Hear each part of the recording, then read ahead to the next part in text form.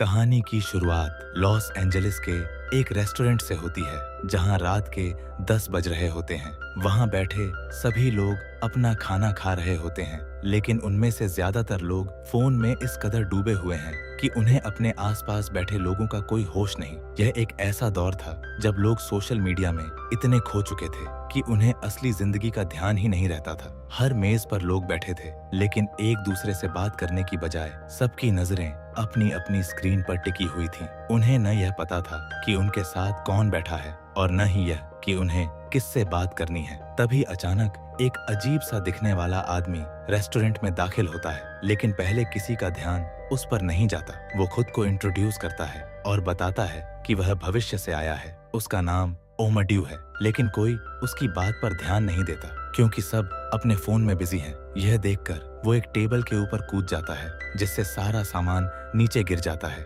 कुछ लोग रेस्टोरेंट के स्टाफ से उसे हटाने को कहते हैं और फिर अपने काम में लग जाते हैं, लेकिन ओमड्यू बाकी टेबल्स पर भी चलने लगता है। इससे कुछ लोग उससे लड़ने आते हैं और कुछ वहां से जाने की कोशिश करते हैं। तब वो अपनी बॉडी पर लगे बम दिखाता है। यह देखकर सब घबरा जाते हैं और अपनी अपनी जगह पर बैठ जाते हैं। अब सबका पूरा ध्यान उस पर आ जाता है। तब ओमड्यू कहता है कि वो किसी को नुकसान नहीं पहुंचाना चाहता, बल्कि वो दुनिया को बचाना चाहता है। वो बताता है कि वह भविष्य से आया है और उस वक्त तक दुनिया की हालत बहुत बुरी हो चुकी होगी। लोग एआई पर इतने निर्भर हो जाएंगे कि एआई उन सभी को कंट्रोल कर रहा होगा, लेकिन अभी किसी को इस बात का अंदाजा नहीं है। वहां बैठे लोगों को उसकी बातों में कोई समझ नहीं आती। इसके बाद वो कहता है कि भले ही वो लोग उसे नहीं जानते, लेकिन वो उन सभी को जानता है, क्योंकि वो यही सब 117 बार पहले कर चुका है। यानी वो कई बार उसी चक्र से गुजर चुका था। इसके बाद वो कुछ लोगों से वॉलंटियर करने को कहता है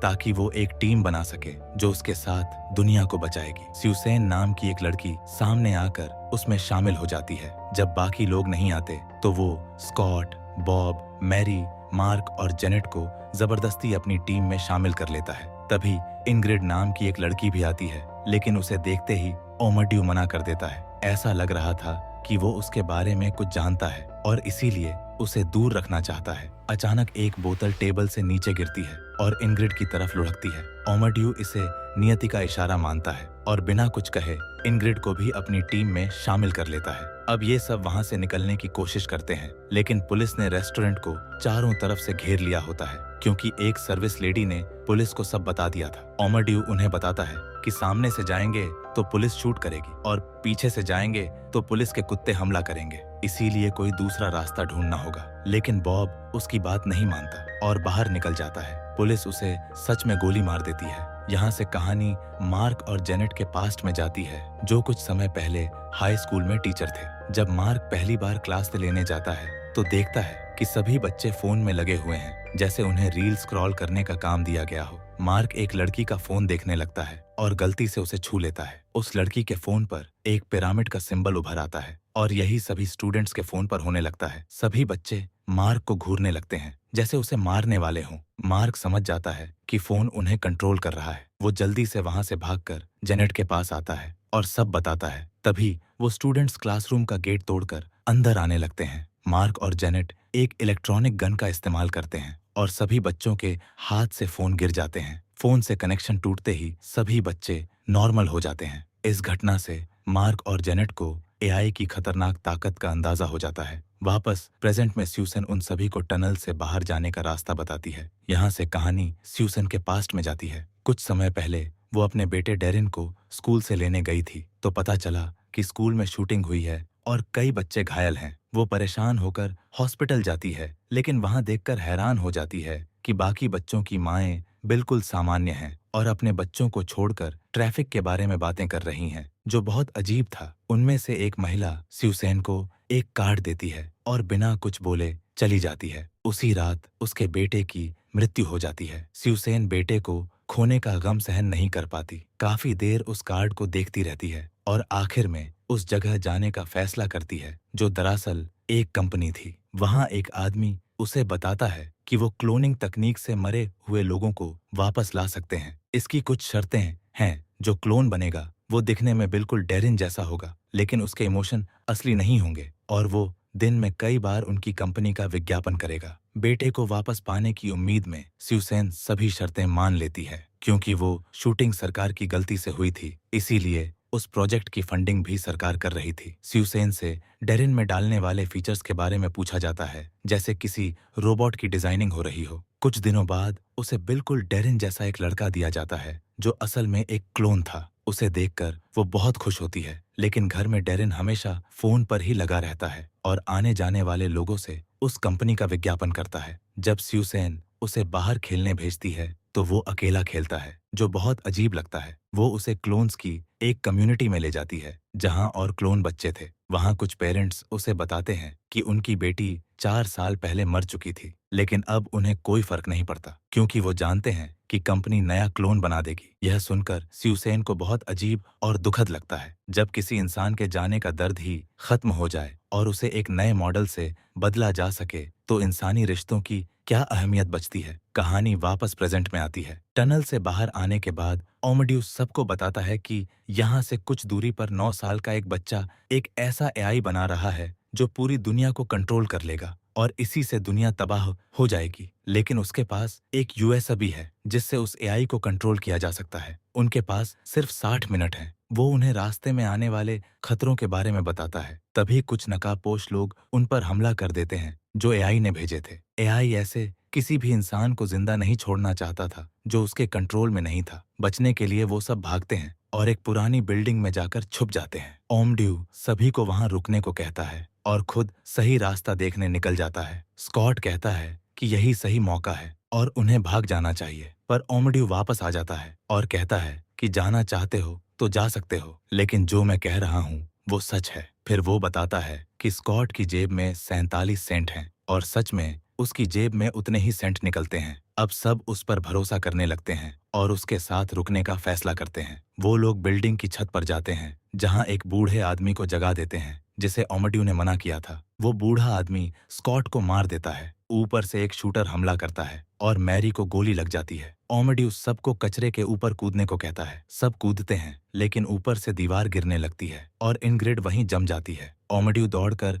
उसे बचा लेता है। यहाँ से इनग्रिड के पास्ट में जाते हैं। बचपन में इनग्रिड को एक अजीब बीमारी थी जिसमें वो वाईफाई से एलर्जिक थी, यानी वो किसी भी इंटरनेट कनेक्शन के पास नहीं रह सकती थी। इंटरनेट से भरी दुनिया में उसकी जिंदगी बहुत मुश्किल हो गई थी। इसीलिए उसने बच्चों की बर्थडे पार्टी में प्रिंसेस बनने का काम शुरू कर दिया, क्योंकि यही वो जगह थी जहां बहुत कम लोग फोन यूज करते थे और उसका शरीर चैन से रह सकता था। एक दिन वो टिम नाम के लड़के से मिली जो कोई भी डिवाइस इस्तेमाल नहीं करता था। दोनों की बॉन्डिंग हो गई और साथ जिंदगी बिताने लगे। एक दिन टिम को एक पार्सल आया जिसमें एक वीडियो गेम था। उसने एक बार खेलने की इजाजत मांगी। इनग्रिड ने मना नहीं किया और काम पर चली गई। जब वापस आई तो टिम अभी भी उसी गेम में डूबा था। रात 12 बजे उसने इनग्रिड से कहा कि वर्चुअल लाइफ असली जिंदगी से बहुत अच्छी है। धीरे धीरे टिम उस गेम का आदी हो गया। एक रात उसने डिनर बनाया और इनग्रिड को बताया कि उसे एक कंपनी में नौकरी मिली है जहां वो हमेशा के लिए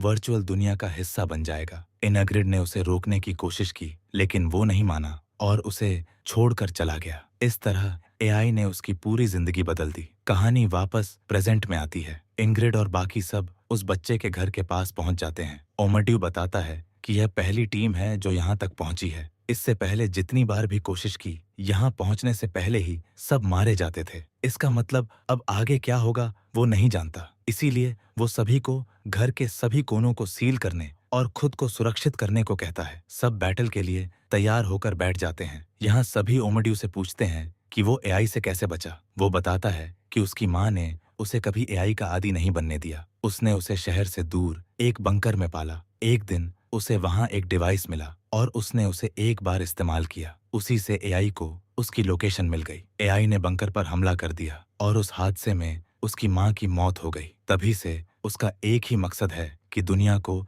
एआई से बचाना है। तभी बहुत सारे टीनेजर हाथों में फोन पकड़े उस घर को चारों तरफ से घेर लेते हैं। मार्क कहता है कि वो पीछे रुकेगा ताकि बाकी लोग जा सकें। जेनेट भी उसके साथ रुकने का फैसला करती है क्योंकि वो उससे प्यार करती थी और उसे अकेला नहीं छोड़ना चाहती थी। दोनों टीनेजर्स पर इलेक्ट्रॉनिक गन से हमला करने लगते हैं। तभी बड़ी बड़ी बिल्लियां वहां आ जाती हैं जिनके गले में छोटी छोटी बिल्लियों की माला थी। सभी टीनेजर उनकी फोटो खींचने लगते हैं और इसी बीच बाकी टीम वहां से निकल जाती है। वो लोग उस बच्चे के घर में घुसते हैं जहां बच्चे के पेरेंट्स उन्हें देखकर हैरान होते हैं। ओमड्यू कहता है कि वो सब स्कूल टीचर हैं। पेरेंट्स कहते हैं कि उनका कोई बच्चा नहीं है और उन्हें बाहर जाने को कहते हैं। झगड़े में उस लड़के के पिता ने ओमड्यू की टीम के एक सदस्य को मार दिया। ओमड्यू को बहुत गुस्सा आया और उसने उस लड़के के पिता को गोली मार दी। सभी मिलकर उस बच्चे को पूरे घर में ढूंढते हैं, लेकिन वो कहीं नहीं दिखता। तभी वो देखते हैं कि एक रोबोट एक दीवार के आर पार जा रहा है। वो समझ जाते हैं कि वो दीवार असली नहीं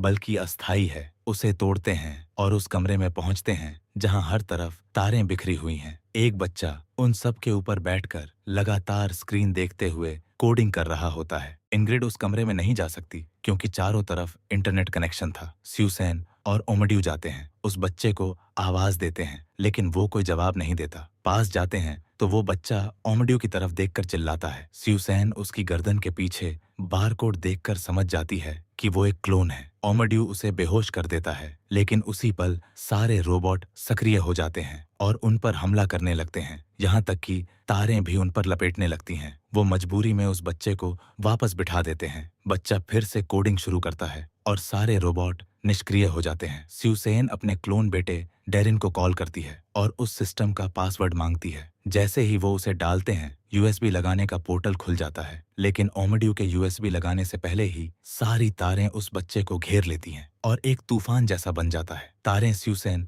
और ओमड्यू को दूर फेंक देती हैं और एक रोबोट ओमड्यू की छाती पर हमला कर देता है। यह सब बाहर से देख रही इंग्रिड वाईफाई से लड़ते हुए अंदर आ जाती है और यूएसबी लगाने की कोशिश करती है। तभी वो बच्चा उसे एक अलग आयाम में ले जाता है और बताता है कि जो दुनिया वो बना रहा है वो इस दुनिया से बेहतर है। इसके बाद वो उसे बताता है कि इंग्रिड असल में गर्भवती है और ओमड्यू ही उसका बच्चा है। वो उसे सब कुछ याद दिलाने की कोशिश करता है, लेकिन यह सब जानने के बावजूद इंग्रिड उस सिस्टम में यूएसबी डाल देती है। वो ओमड्यू के साथ बाहर आती है और देखती है कि सब कुछ नॉर्मल हो गया है। वो अपने बेटे से माफी मांगती है, लेकिन ओमड्यू कहता है कि अभी भी सब ठीक नहीं हुआ और वो रिसेट का बटन दबा देता है, जिससे वो वहां से गायब हो जाता है। उसके जाने के बाद टिम आ जाता है और इंग्रिड से माफी मांगता है, लेकिन इंग्रिड को कुछ भी ठीक नहीं लगता। तभी उसे दूर एक क्लोन बच्चा खड़ा दिखता है जो उसे देखकर मुस्कुरा रहा होता है। इसका मतलब था कि सब कुछ अभी भी एआई के कंट्रोल में है। इससे पहले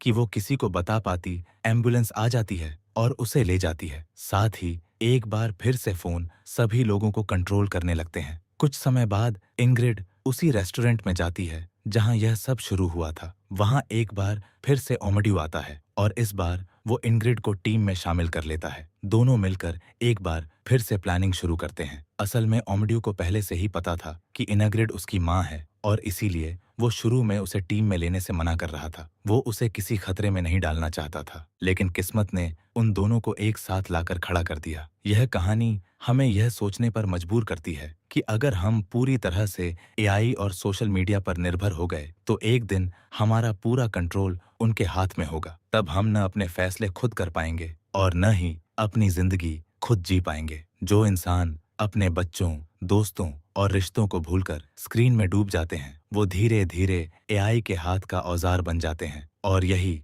इस कहानी की सबसे बड़ी चेतावनी है। अगर आपको यह कहानी पसंद आई हो तो हमारे चैनल को सब्सक्राइब जरूर करें।